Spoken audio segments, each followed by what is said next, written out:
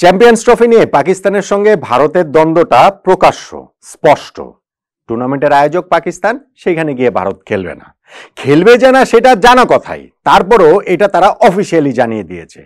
এখন এই ঝগড়ার মিটমাটের দায়িত্ব হচ্ছে গিয়ে ইন্টারন্যাশনাল ক্রিকেট কাউন্সিল, আইসিসির। এই আইসিসির সঙ্গে ভারত পাকিস্তান দুই পক্ষেই দুই ক্রিকেট বোর্ডই নিজেদের মতো করে আলোচনা চালাচ্ছে এবং এইখান দিয়ে উকি দিয়েছে বাংলাদেশ ক্রিকেট বোর্ড।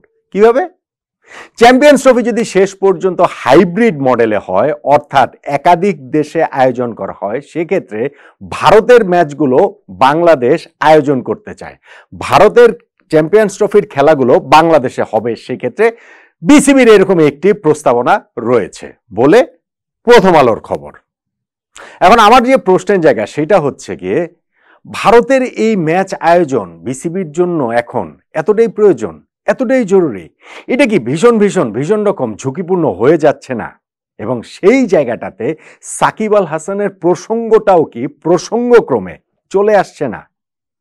কিভাবে আমি পুরো সেই আলোচনাটাই আসলে করছি। দেখুন, চ্যাম্পিয়ন্স ট্রফি নিয়ে আয়োজক তো অবশ্যই পাকিস্তান, কিন্তু ভারতের সঙ্গে তারা যে লড়াইটা করছে সেই লড়াইয়ের ফলাফল হচ্ছে গিয়ে পরাজয়।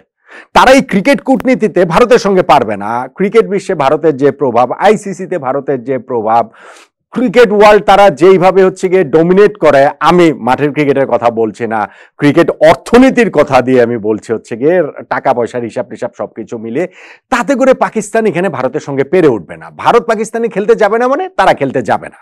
এখন এর পরের অংশটা, মানে এর ওই জায়গাটা থেকে কিভাবে পাকিস্তান এগোবে তাদের হিসাব হচ্ছে গিয়ে সেইখানটাতে।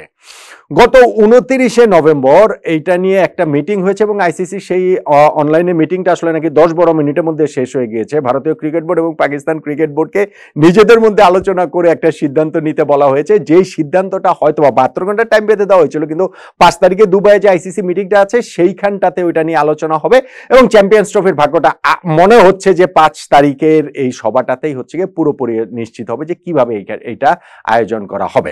এখন পত্রপত্রিকার যে খবর, স্পেশালি পাকিস্তানের পত্রপত্রিকার যে খবর, সেই অনুযায়ী দেখা যাচ্ছে যে পাকিস্তান অবশেষে হাইব্রিড মডেলে চ্যাম্পিয়ন্স ট্রফি আয়োজনে রাজি হয়েছে। হাইব্রিড মডেলের জিনিসটা কি?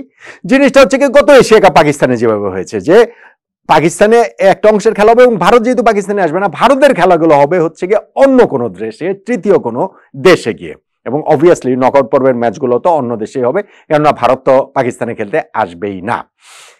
পাকিস্তান এটাতে শুরুতে রাজি ছিল না, এবং রাজি যে তারা ছিল না, ক্রিকেট বোর্ড থেকে টাইম এন্ড এগেন বলা হচ্ছে, বারবার বলা হচ্ছে, কিন্তু পুরোটা সময় জুড়ে এটা বোঝাই যাচ্ছিল যে তাদের শেষ পর্যন্ত এই হাইব্রিড মডেল মেনে না নেওয়া ছাড়া আর কোনো উপায় নেই। দুটো শর্ত নাকি পাকিস্তান এখন দিয়েছে। নাম্বার 1 যেটা, সেটা হচ্ছে গিয়ে আইসিসি থেকে তাদের জন্য যে বরাদ্দকৃত অর্থ সেটা বাড়াতে হবে, এবং নাম্বার 2 যেটা, সেটা হচ্ছে গিয়ে 2031 সাল পর্যন্ত ভারতের যেই টুর্নামেন্ট আইসিসি ইভেন্টগুলো আয়োজনের সত্ত্ব রয়েছে, ভারতের যে টুর্নামেন্টগুলো হবে সেই জায়গাগুলোতে হাইব্রিড মডেলে হতে হবে, ওইগুলো হাইব্রিড মডেল হতে হবে। পাকিস্তান ভারতে গিয়ে খেলবে না। এখন আমি যদি সেকেন্ডটা বলি, সেকেন্ডটাও আসলে হবে না।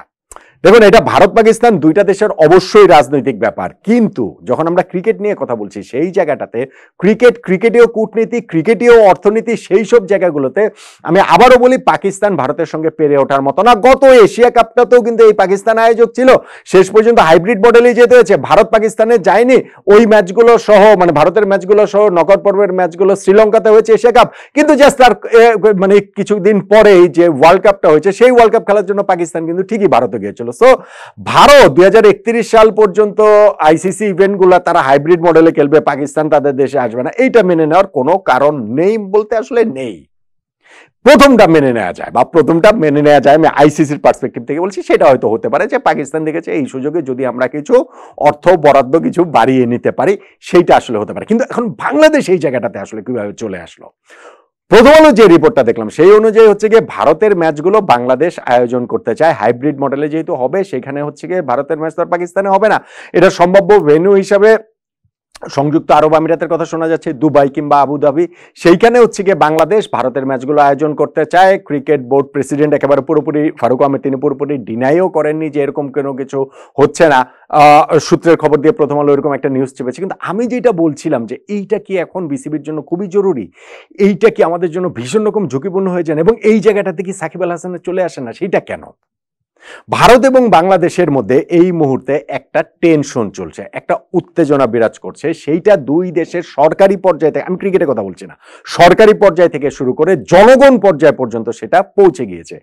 এখন যদি ভারতের ম্যাচগুলো বাংলাদেশে আয়োজন করা হয়, সেই ক্ষেত্রে বাংলাদেশের দর্শকদের প্রকাশটাকে এরকম থাকবে না। ভারত বিদ্বেষী সেই প্রকাশটাকে স্টেডিয়াম, গ্যালারি, স্টেডিয়াম সংলগ্ন এলাকা, ওইসব জায়গাগুলোতে সেই প্রকাশটা কি বাংলাদেশের দর্শকরা করবেন না? করবেন, করবেনই করবেন। এইটা বিসিবি যত কিছুই করুক, যত রকম ব্যবস্থাই নিক না কেন, ওইটা আটকানো যাবে না। বাংলাদেশের এই জনগণ ভারতের বিপক্ষে এখনকার বাস্তবতায় দাঁড়িয়ে ক্রিকেট মাঠে গিয়ে গ্যালারিতে কিংবা স্টেডিয়াম সংলগ্ন এলাকায় সেই ভারত বিদ্বেষী মনোভাবের একটা তীব্র প্রকাশ ঠিকই ঘটাবেন বলেই আমার আন্ডারস্ট্যান্ডিং। সেইটা প্ল্যাকার্ড দিয়ে হোক, সেইটা মিছিল করে হোক, সেইটা স্লোগান দিয়ে হোক, সেইটা গ্রাফিতি করে হোক, যে কোনোভাবেই সেটা আসলে করবেনই। সেটাতে বাংলাদেশ ক্রিকেটের আসলে লাভটা কি হবে?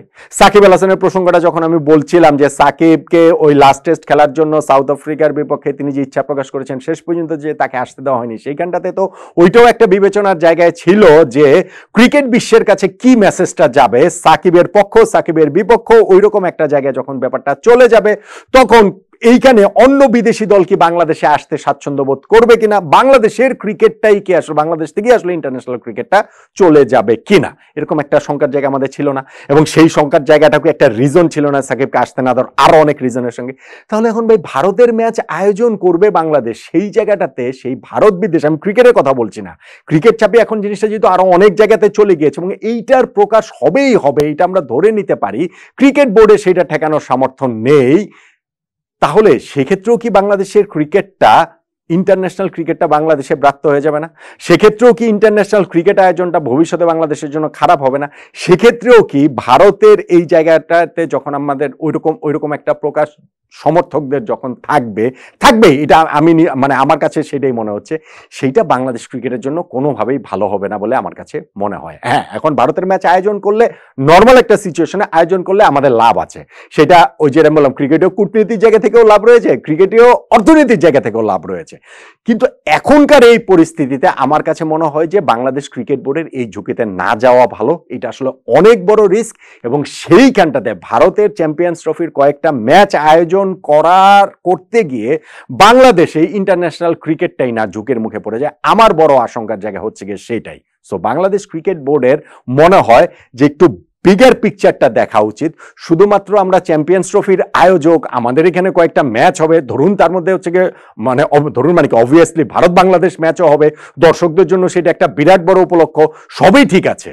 কিন্তু সেইটা করতে গিয়ে বাংলাদেশ ক্রিকেটের দীর্ঘমেয়াদী বড় কোনো ক্ষতির মুখে আমরা ফেলে দিচ্ছি কিনা, সেটাও ক্রিকেট বোর্ডের ভেবে দেখা উচিত বলে আমি মনে করি। এবং আমি সিরিয়াসলি মনে করি এই মুহূর্তে বাংলাদেশ ভারত এই দুই দেশের সরকারি পর্যায়ে যে সম্পর্ক এবং জনগণ পর্যায়ে যেই রকম একটা রেশারেশির জায়গায় আমরা রয়েছি, তাতে ভারতের চ্যাম্পিয়ন্স ট্রফির ম্যাচ বাংলাদেশে আয়োজন করলে সেটা বিসিবির জন্য আসলে একটা বুমেরাং হবে।